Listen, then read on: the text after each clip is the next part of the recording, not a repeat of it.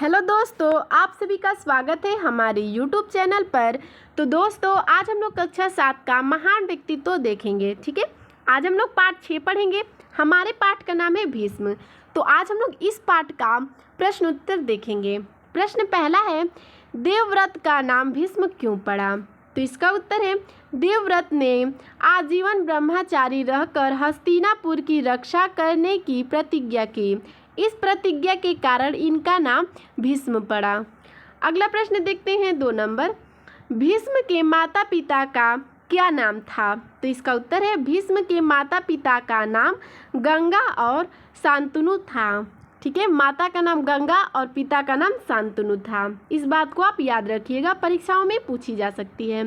प्रश्न तीसरा है, निषाद राज ने शांतनु के समक्ष कौन सी शर्त रखी? इसका उत्तर है, निषाद राज ने शांतनु के समक्ष यह शर्त रखी कि सत्यवती का पुत्र राजा होगा, देवव्रत नहीं। चलिए अगला प्रश्न देखते हैं 4 नंबर।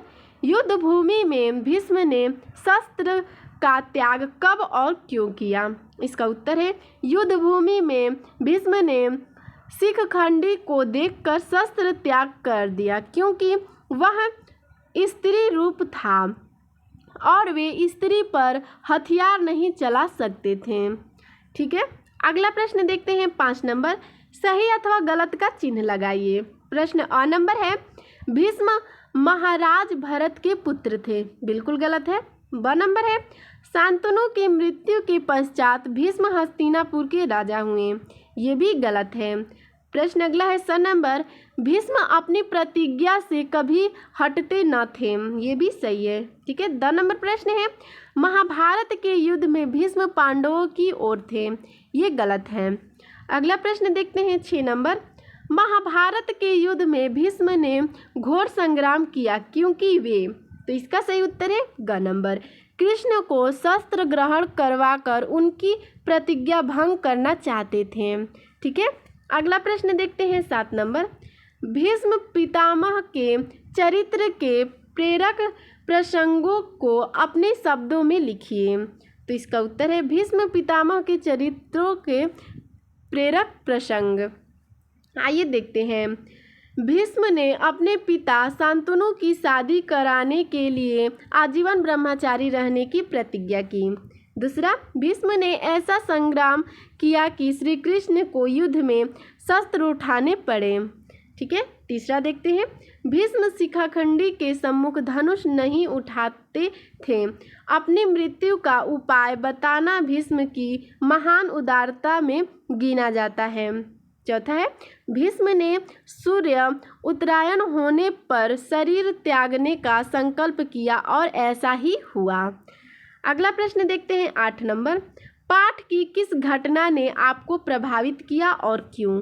तो दोस्तों, अगर पाठ के आपको किस घटना ने आपको प्रेरित या प्रभावित किया है, वो आप दूसरा भी लिख सकते हैं। ठीक है, मुझे क्या प्रभावित किया है और क्यों किया है, मैंने इसमें लिख दिया है। ठीक है, तो आइए मैं क्या लिखूँ वो देखते हैं। अगर आप चाहेंगे तो आप दूसरा भी लिख सकते हैं, जो आपको प्रभावित करती है बातें। ठीक है, इसका उत्तर देखते हैं।